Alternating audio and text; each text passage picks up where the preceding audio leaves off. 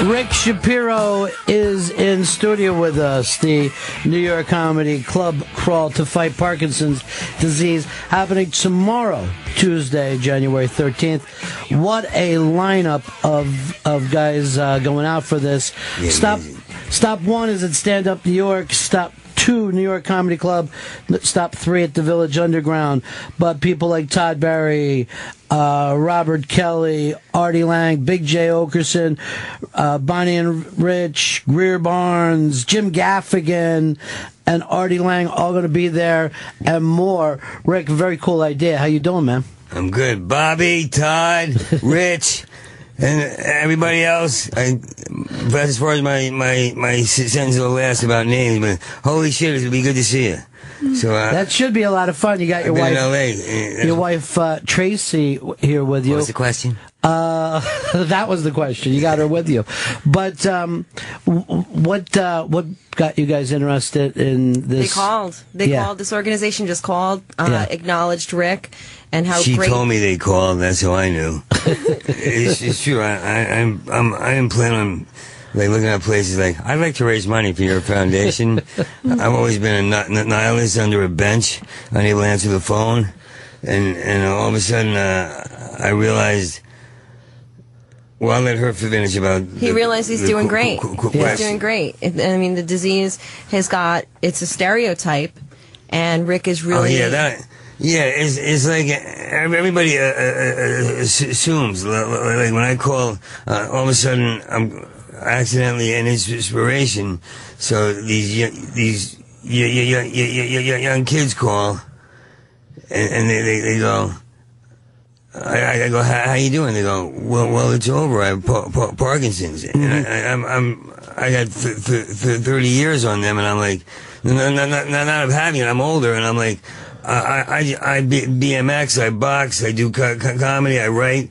I stare people in the face, I curse them out, elbow them in the stomach. I'm not even making jokes. That's L.A. You know what I mean? Yeah. So when people hear about Parkinson's, they go like, oh, like one night, I started. Breathe. Oh yeah. Did my father just walk in the room? Is there a shovel? You go ahead. I'll tell you. No, but what you're saying is, just because you won't let it change your life, then people are going to see you as an inspiration. That's the thing. Yeah, it changed the whole idea. Assumptions. This is before noon. I'm not here yet. Right. But it's assumptions like, oh, you have Parkinson's. Oh, let me get that for you. Mm-hmm. It must be very, very, very, very hard. It's hard for her, but because I curse even more now. And in LA, you say curse instead of like, it's just a word. You know, like I just want to say it's good to be back in New York, where I said all I want to hear from God is the word, give me a slice, give me a slice. 7 years of shitheads, and I'm not making a joke. That's what gave me Parkinson's. I stutter because they weave a whisper into everything. Feathers fall out of their mouths. Hi, Rick. I said, oh, you're a cute girl. No, I'm actually the lead singer of a rock and roll real biker band. You want some tummy tingler tea? I heard a biker go, what's good for the tummy? And I said, he's a biker. And he goes, I'll have some tummy tingler tea. And he goes, and the guy behind the counter goes, what are you up to? And he goes, I'm going to see Pirates of the Caribbean with my friend Greg. And before that, he's swaggering around. I swear he's swaggering. Fucking God's nuts in your face. So you really think that maybe the Parkinson came from the L.A. laid-back lifestyle? Not laid back, the lie. They love lying. Like comics on stage saying, you guys going to see the new Tom Cruise movie, right? Yeah. Right? And it's like, who goes to see the new Tom Cruise movie? What kind of Q-tip are you? No, but night after night, 7 years when you're a sensitive sweetheart like me. No, imagine you being out there for 7 goddamn years. But I started to get work, so I stayed. Rick Shapiro is with us. The New York Comedy Club Crawl to Fight Parkinson's Disease happening tomorrow, Tuesday the 13th, and I gave you a long list of great comedians that's going to be there.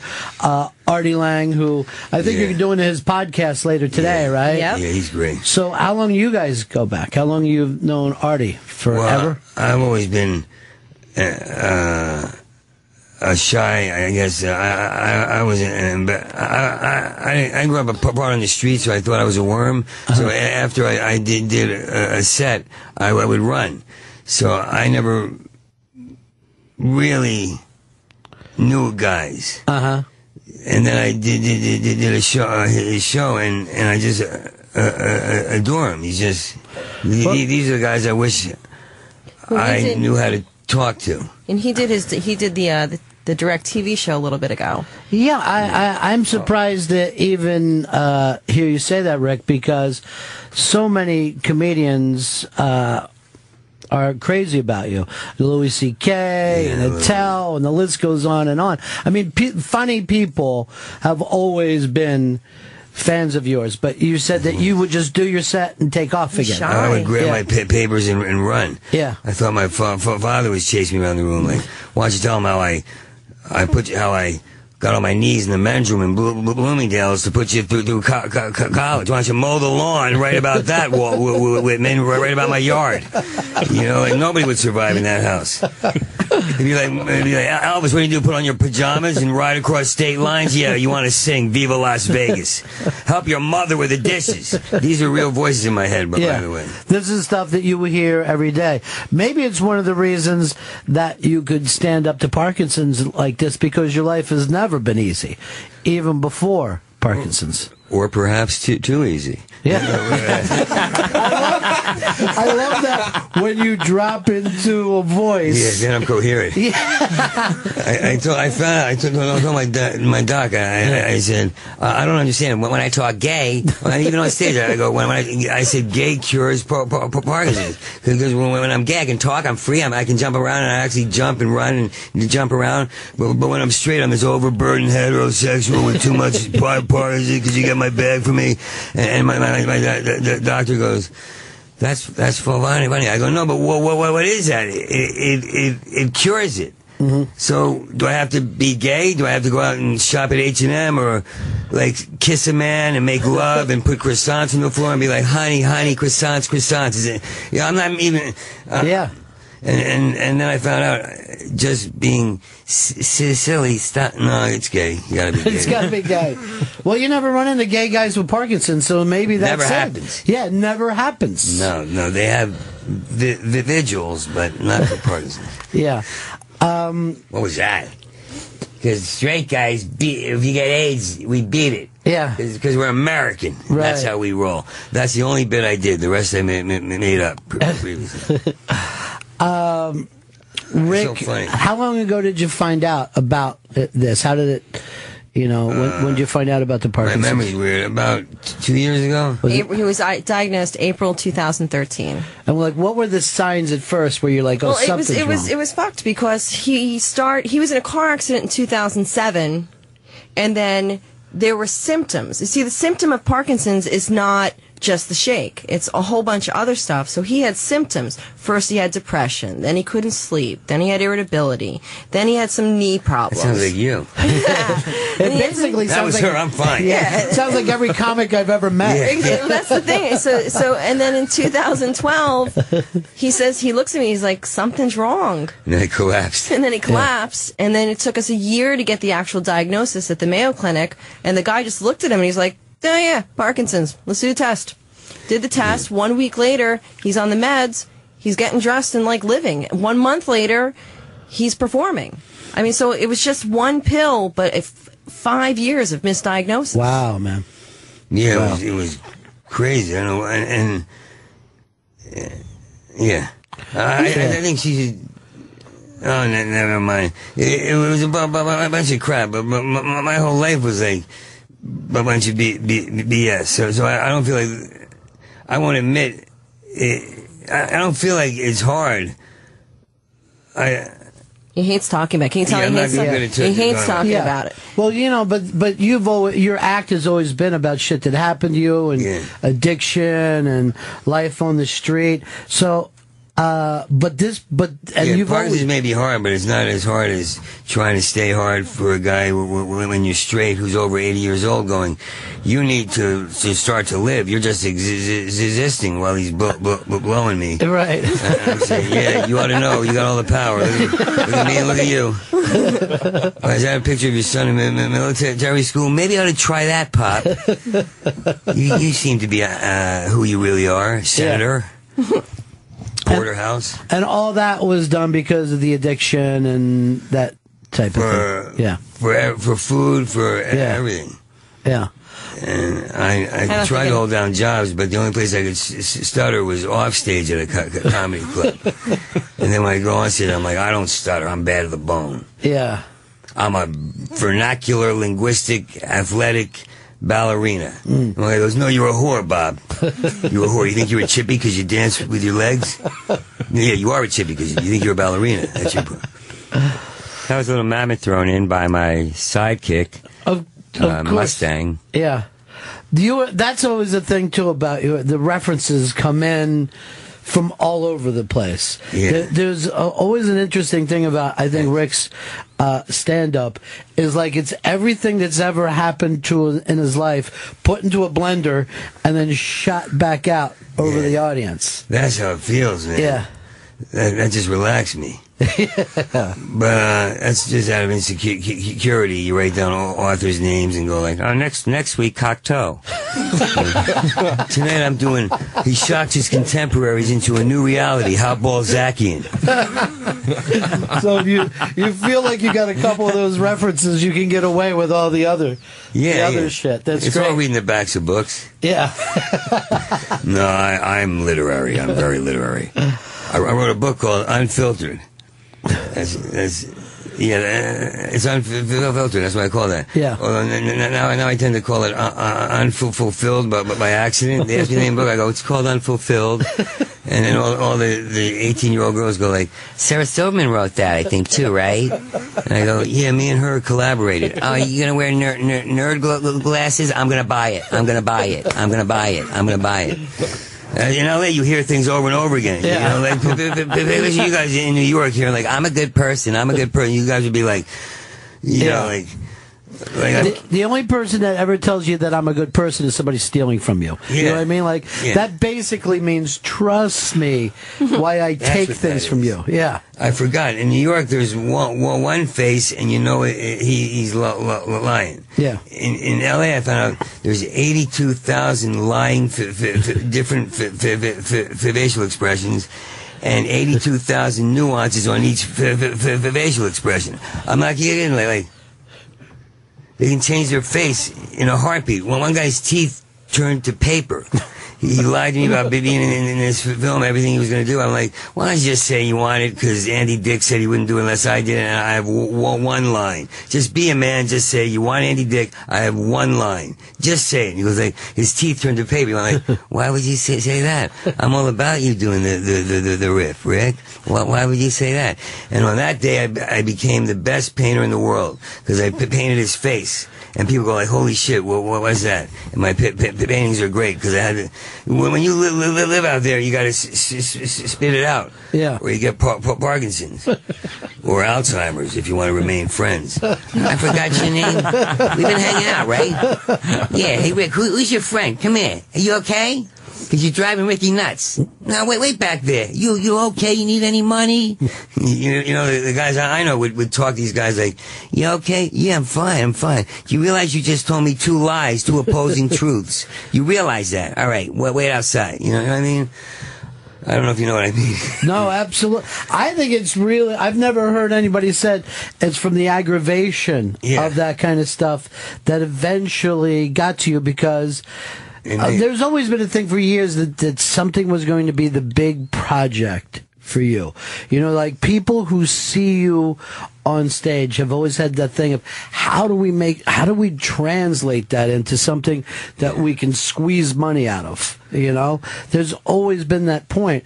But have you battled back against that or it just never works out on your terms?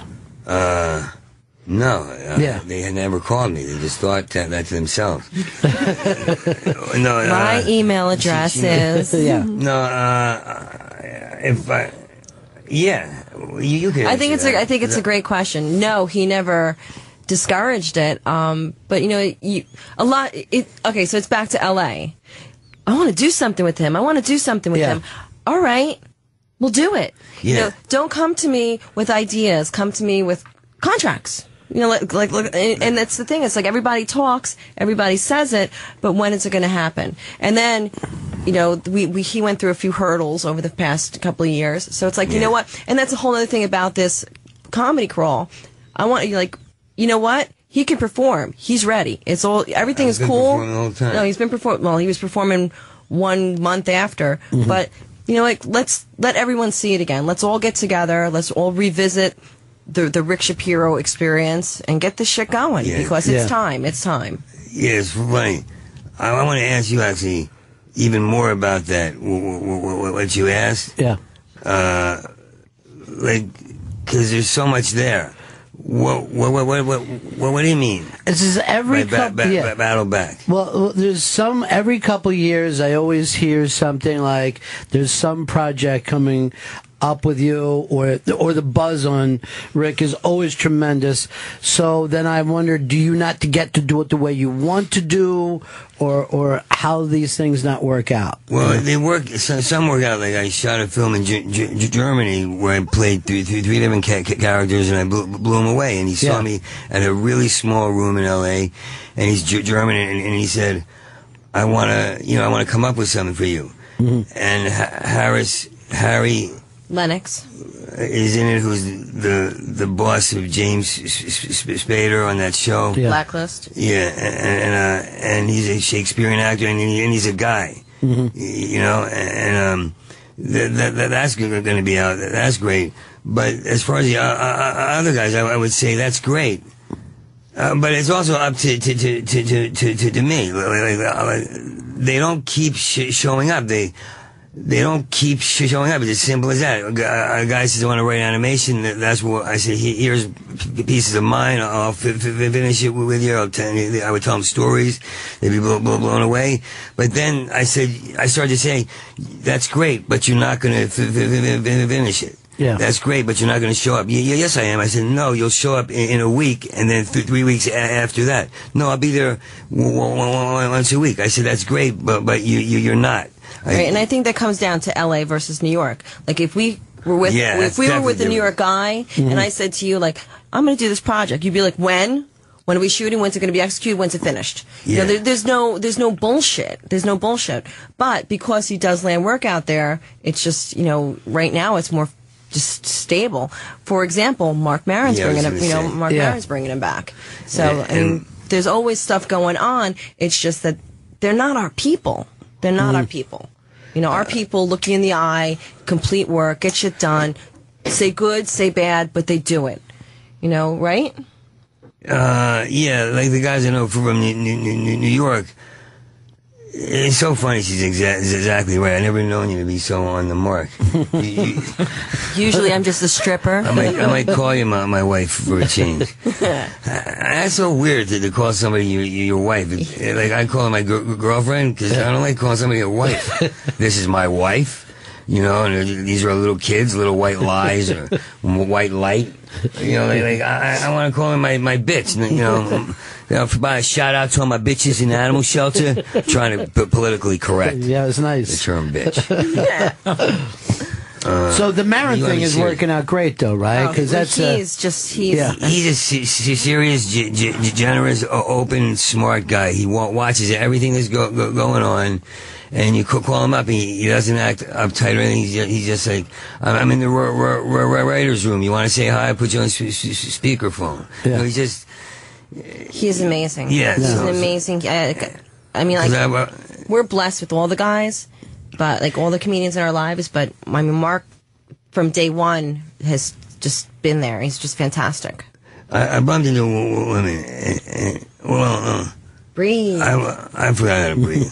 I hate this new thing called you have shallow breathing, shallow lungs. I said, no, I've just become an LA girl because I live across from the Bourgeois Pig, which Birds has a sign that says we're closed on Tuesdays because that's when Frasier's on. That was 10 years ago when I was here one time. I was like, why would you close a restaurant because Frasier's on? And now I'm having flashbacks. But that gave me a nervous breakdown. I fell into a heavy depression because I had to walk by that sign. That's a humanity. That's a lack of humanity. That if you really look at what's alive out here, you know, people want to connect. They want to look each other in the goddamn eye. Out there, the other day, I realized I stopped looking guys in the eyes. And I'm so tired of them because they walk by your table to see if you're looking at them, and then they give a nod to themselves like, I am an actor. Right. I never saw it. And it's every second. I've called people and say, when I come to New York this time, don't tell Tracy, just keep me in your house. And so nobody, I'm trying to figure out how not to go back. Like, I looked at a waiter, and I don't want to breathe. I hate that. It's like, Parkinson's is God, every now and then God's balls hit in the goddamn, I keep having that image of him going like, I can't breathe because the asshole's balls in my mouth. But that would be Nick Barnes, who was stabbed to death after I luckily slipped out the side door, because you can't hustle and be involved with a mob and freebase and smoke coke. It doesn't work. It gets redundant with the Asian girl in the bathroom ordering lobster Cantonese.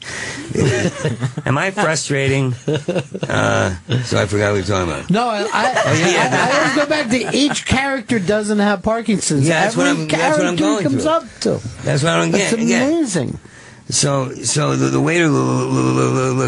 waiter looked at him. I'll do it LA style. The waiter looked at him because they talk slow and they add extra words. Like my wife and I, we went to the store, the shop around. I said, I'm not one of your moron LA friends. I know your wife and you means we. You could have ended it there. I know a store is a shop. I couldn't believe this guy. And he was on stage saying we had our stroller, and he's imitating the stroller, and there was no reason to imitate it. It's like, I punched people my first week out. A guy was harassing. I didn't know I could punch. I just let out on a guy because he was pulling girls' hairs on, and the dates were like not doing a thing. So I told my H&M haired friend, and with his Serenity tattoos, and he was my friend's brother, and he said he'll drive you around. So I go, why is anybody stopping this guy? He goes, like, it's LA, bro. They'll chill. And I said, they'll chill? And he did it again and again. So the guy sat down in my booth, and I said, I can't even do it now. I've been in LA too long. I went, you're a fucking retard. And he goes, maybe we're all retarded. Right, Brad? Don't you think we're all retarded? I go, is smug your defense against you getting hit? Is that going to make me put my, so I fucking gave him one of these. Yeah. And he went, ow. And he jumped up, and it's a beautiful story that ends with me riding a guitar-shaped horse made of snakeskin named Elvis. And that's it. And that's where it all goes. But I just want to say, the guy looked at me in the eyes. This waiter looked at me in the eyes, and I said, "You're looking me in the eyes," and he goes, "Yeah." I said, "Why? Do I look like I'm in emotional pain?" And he goes, "No." I said, do I look like I'm high? He goes, no. I said, oh, I forgot. You're looking me in the eyes. That's just looking a guy in the eyes. He goes, yeah. I said, I forgot about that. I mean, to me, that's astounding. If I may use a Michelle Bachmann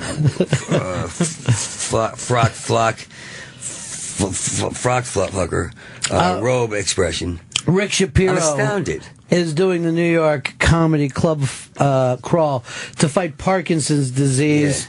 Yeah. There are only 3 tickets left at one of the clubs. So you got to jump on this, and it's an amazing amount of comedians that come out. But I'm only going to be able to give you a chance to some of these: Artie Lang, Kurt Metzger, Godfrey, Mike Vecchione, Jim Gaffigan, Greer Barnes, Rich Imbani, and Big J Okerson, Todd Barry, Robert Kelly, and here are the clubs. We got Shang. Yeah, it's Stand Up New York, New York Comedy Club, and then finally at 11 o'clock, it all wraps up at the Village Underground. Lightofday.org. You can also check out and at Rick Shapiro TV. But Rick is a spokesman for a disease he never wanted to be a spokesman for, Parkinson's. Oh, yeah. And people, of course, looking up to him just for standing up to the circumstances in your life. But I mean, thanks to Trace too. Yeah. Can I just read? I just got a tweet in that mentions the show from this guy named Captain Jack or Cajun Jack, and he said, "My father-in-law is battling Parkinson's. Love what Rick Shapiro and these comics are doing." And then he mentioned you guys, and it's getting around. It's getting around. It's a beautiful thing he's doing. My ego may have gotten in the way because I like you joking around because I'm new at saying Parkinson's because they don't even know until an autopsy if that's what it is. My friend had it for 8 years, then he found out it was something else. That's because he was a gay comic. Oh yeah. Oh, so he was fine. Them gays never have a problem. They just go to Starbucks, get hermetically sealed, and they don't catch nothing. But I just couldn't stand, like, there was a night, the reason I believe in it, because I've been more of a nihilist, I guess.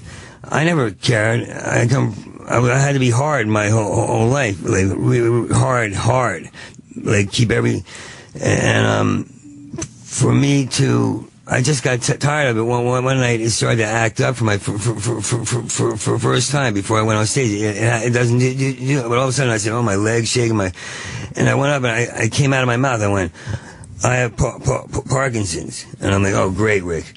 And I said, take it easy. Don't feel sorry for me. I didn't come up here and say, I have Parkinson's, so I hope you laugh at every joke and help and vote for me and help me win Last Comic Not Dying. I didn't say it like that. I have Parkinson's. Fuck Parkinson's. You give Parkinson's to a child molester. You don't give him to God. It shows there is a God because he's lining up comedians who need acute minds. But it actually makes you more acute. It makes you have to stand behind what you say. You don't get to phone it in. And that's what I found to be a fierce thing about having it. It's not something that weighs on your chest. It's something you do whatever you do. You take a saw and saw that, or you say, "Get off me." Sometimes I mean, it's more in what you see about it than what you hear.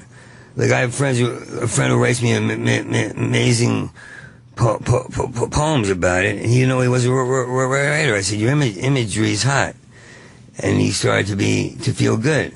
And he sends me stuff every day. Now it's very depressing receiving poems. Read them. Yeah. Thank God for texting. But I love the fact that you said it just draws your focus in. Yeah, it really does. You never can sit and go, "Oh, I'm doing a Tuesday night at this small room. What do I give a shit?" Every night, you've got to bring it. That's amazing. I've always felt, and now it brings out even more of the stuff you didn't know you wanted to say. Humanity means everything.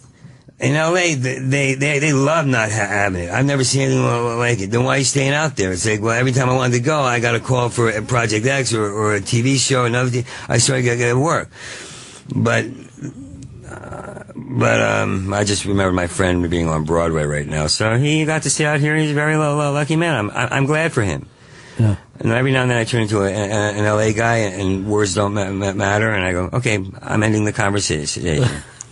Do you have any gluten-free gluten? One guy said to me, he said to a barista, he ran up and he goes, "I need a zucchini muffin pronto." I told him, I had to tell him. I said, "There's nothing pronto about a zucchini muffin. You're not riding it head first in the hurricane. You're not saddling it up to save kids, And they think I'm nuts. But you asked for zucchini muffin pronto." They don't understand context, Rick. I'm your English teacher. Rick, what and by the way, it's an honor to be on the show. I always dug you guys. Same here, man. Same, and I think it's so great that while you're doing this, it's all the Rick Shapiro thing is still here, man. It's really, really electric. Nice. You're really, really bringing it. Thank you. What brought you to comedy in the first place? What was that? I'm trying to do the short story, please. Yeah. Did you say prostitution or comedy? Prostitution brought me to comedy. Yeah. Long story short, I got clean, and my sponsor was a guy I knew before AA who I was very, very abused in the street life, and I was a guy with a boom box and the stonewashed jeans. I was that nut. Playing Lionel Richie, and I was a nut. And this guy in an acting class, I was hustling to pay for acting class. So anyway, the guy told me, one day we walked out of an AA meeting, and I just accidentally imitated every share. Like, my name's Seth, and I'm an alcoholic. And my name's Ray, and I'm an alcoholic. My story includes the Marines, the football team, and sex with both my sons. My name's Ed Willard, and I'm a Spritzeraholic. But I started to imitate actual shares, and he turned around and he goes, "Did you just imitate everybody share at the table we were at?" I go, "I guess." He says, and he started pulling people around from the meeting. It was one of those trendy, stupid meetings, and he called everybody out, like 50 people, and he goes, "Do her, do her, do her." I started to imitate everybody, because when I first came in, I used to talk like this until I got mad at my old man and yelled at him until I blacked out, and everyone's saying, "Rick, he's a control freak. You don't have to do that, Rick. He's a control." And he goes, "Fuck you. That's fucking Ted Allen." Then he had me listen to a prior tape. I don't know why. And he said, "I think you guys have something in common." I watched Pryor, and on a bucket in his house, and just cried. I just couldn't stop crying at how he would talk until he couldn't breathe, and you have to breathe in. He would be so vulnerable. He'd go like. After he talked, he'd look around. I never understood that package comedy where everything is practice, because I saw Pryor talk about so many things that he'd go, "Shit, room full of white people," or whatever. It was that early tape, and it was beautiful. So I just couldn't give that up, that way of. So that's why every now and then there's less money than less money in the account. Yeah. But I started doing 3.5 hour shows because I could talk. And then I slept with this girl who brought her friend. So when she was asleep, I slept with her friend, and she wakes up and screams at me. I run out of the house, and I notice in slow motion a list of open mics. When I said, "Well, what's the next step in comedy?" And I'm chasing, it was very real. I said, "Open mics." I said, and once she chased me out, I grabbed it, and I started doing open mics. So, and the rest is, peaks and valleys history. Or as the agents say, peaks and valleys, or the actors say, you're playing the waiting game, just like the rest of us, at an IHOP, abandoned IHOP. Thank God for the homeless girls with 1 tooth who said, I'm really going to be a rapper. Or the sex would have been horrid with those mainstream chicks. I think what's amazing about you, Rick, is that so many comedians work for years to try to get to that honesty point, you know what I mean? Like, to get unfiltered is man, it's the most difficult thing in the world, where I think that you recognized in Pryor a kindred spirit. You know what I mean? Like, spiritually, you were already there, maybe from all the things that happened to you, and then it was just a matter of finding that craft. Yeah, but it was weird. Yeah, but to be able to walk in and see everything that's in the room, and like I said, regurgitate it back to people. Yeah. You know, because a lot of times we can't see truth until someone tells it back to us. Yeah, you know, that's the amazing thing about it. I want to hang out with you, man. Yeah, you should. We should be together all the time. I know I got to get you over to Artie in a couple minutes because we want to make sure. I wish I didn't monopolize my gay impersonation. No, it's with my cure. Well, maybe by the end of this, that's where we'll be with all this. But also a testament to you is how many. Will I be gay after this? Yeah. Maybe we'll figure out we've beat it all. We just get gay. See what happens? We just get gay. Also a testament is the amount of comedians that are coming out for this. It's just terrific. And guys I really respect and love, like Voss and just everybody. Everybody across the board. When I sent out the email, I mean, Todd Barry emailed back like, I'm in. Yeah, like, that was so beautiful. I'm in. What can I do? I'm in. How much time? I mean, and then I have... Like the Village Underground, I know certain comics are just showing up. You know, it's like, all right, I scheduled time for you all. Just come on in. Some of the names you haven't even announced yet. Some special guests. And that room is so amazing. Great. It's everything. You know, it's basically the type of room Pryor would have been in the Underground? Yeah, the Underground. Yeah, I love that room. Yeah, it's just fantastic. And Bobby Kelly just shot his special in there the other day. It's just terrific. Which I heard it's amazing. Yeah. I heard it's amazing. And Attell does that show. You read my mind, right? Yep. Yeah. If you ever hear of any guy who wants to finish a special, like the ones who said, if I carried around and followed you, I'd carry a squirrel around with a camera in its eyes. But if you know a guy who has a camera instead of a squirrel, so I want one of them there specials. I don't give a fuck. I want one of them there specials. Well, that's what we need. We need a documentary, man. That would be the coolest thing for a documentary filmmaker to come in and do all this stuff with you guys. It's lightofday.org. Incredible organization. And it's normally you just hear about music shows happening, but you guys are now taking it in the comedy way, which is great. Well, you know what? I feel that this organization supports the arts. They were doing music. They've done music for 15 years. Now they're doing comedy. You know, and who knows where it's going to go from there, but we're just so honored that we're the ones that they came to for comedy. Oh, that's nice. Sometimes I realize things a day late. Yeah. I never realized anything. Also, terrific piece on Rick up on the interrobang.com and everything that he's doing. So stick with this at Rick Shapiro TV. And you go over and check him out on Artie Show in just a little while. Thanks so much for stopping by, Rick. Thank you, guys. Thank you so much. Yeah. We'll see you next time, okay? It's about existentialism as soon as we hang out. I'm going to be there for you, man. This is the only way I ever want to talk anyway. All the other shit gets in the way. We'll be right back. Bye.